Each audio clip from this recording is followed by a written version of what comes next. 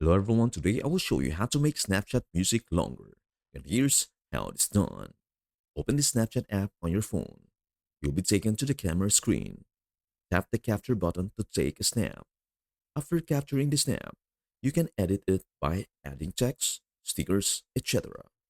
From the edit options on the right, tap on the music icon. You can now add music to your snap. Search for artists or sounds, or choose from suggested playlists and songs. Tap on a song you like from the playlist. Edit the length of the song. You can make it as long as Snapchat allows for that snap. You can also choose how the song name and lyrics will be displayed on your snap. You can also choose how the song name and lyrics will be displayed on your snap. Once you're done, tap on the tick icon. To share your snap, tap the send to button and select your friends. And that is everything to know about how to make Snapchat music longer.